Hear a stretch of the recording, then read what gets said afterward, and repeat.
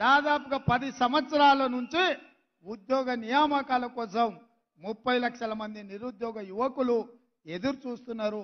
కళ్ళు కాయలు కాసేలాగా ఈ రోజు నిరీక్షిస్తున్నారు.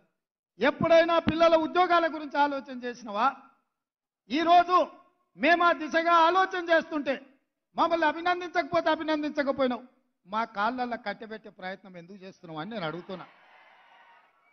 ఇప్పటికైనా మీకు అర్థం కాలేదా?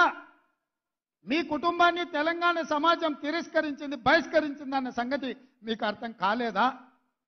ఇవాళ నేను ఉద్యమకారుని తెలంగాణ సాధించిన అంటున్నావు. అదే నిజమైతే కామారెడ్డిల బండకేసి కొట్టిండ్రు ఎందుకని నేను అడుగుతున్నా. నువ్వు చెప్పింది నమ్మకనే కదా?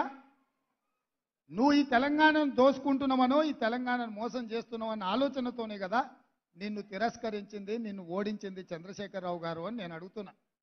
నిన్నటికి నిన్న ఆయన శాసనసభకు రాలే, నీళ్ల మీద చర్చ అంటే రాలే, నిధుల మీద చర్చ అంటే రాలే, నియామకాల గురించి మాట్లాడదామంటే రాలే. కానీ నల్లగొండకు పోయి ఆయన బీరాలు పలుకుతుండు, పొంకనాలు కొడుతున్నాడు. ఏమన్నాడు ఆయన? పాలిచ్చే బర్రెనిచ్చి దున్నపోతుని తెచ్చుకుని. ఇవాళ శాసనసభల అటెండర్ ఒక ఆయన ఎదురు పడ్డాడు. సార్ ఒక్క మాట అన్నాడు. నేను అందరితో మాట్లాడతా, మీకు తెలుసు కదా, ఎవరైనా వల్కరిస్తే ఆగిన.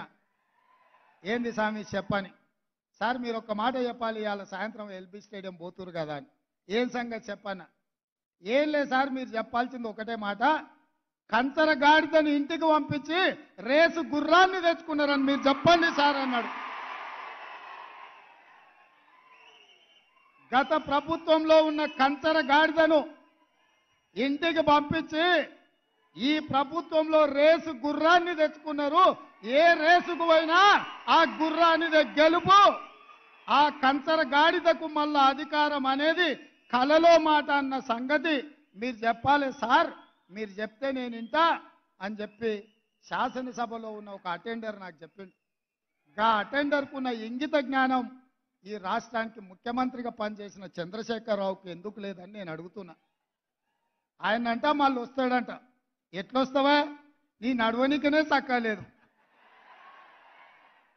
నీకు నడవనికనే వస్తలేదంటివి, వీల్ చైర్లో తిరుగుతున్నాంటివి, ఎట్లకెళ్ళి వస్తావని నేను అడుగుతున్నా. ఒకవేళ నువ్వు రావాలనుకుంటే ఇన్ని వేల మందికి వాళ్ళ ఉద్యోగాలు వచ్చిన వాళ్ళు ఊకుంటారా? వాళ్ళకు వచ్చిన నౌకరేంది? పోలీసు నౌకరే కదా, వాళ్ళు ఊకుంటారా? నువ్వు యాడికన్నా పోతే ఇవాళ ట్రైనింగ్ అయినాక రాష్ట్రం నలుమూలల ఈ యువకులే కదా ఉండేది. ఈ తెలంగాణను దోచుకున్న నిన్ను, ఈ తెలంగాణను నీ కుటుంబం కోసమే బలిచ్చిన నిన్ను ఈ పిల్లలు పోలీసులు అయ్యి లాఠీలతో 4 మోకాల చిప్పల మీద కొట్టి తీసుకుపోయి లాకప్ లేస్తారు.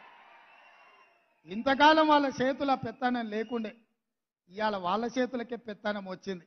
ఎట్లా తిరుగుతావో తిరుగు. దానికంట ఆయన డైలాగులు కొడుతుండు, చంపుతారా సంపూర్ణని. నిన్నెవడు చంపుతాడా? సచినపావు. నువ్వు సచినపావును చంపనీకే మాకేమైనా పిచ్చా? నీ పని అయిపోయింది, కేల్కతం దుకాన్ బంద్. ఇక చిన్నగా మళ్ళా మొదలుపెట్టిండు సానుభూతి కథ.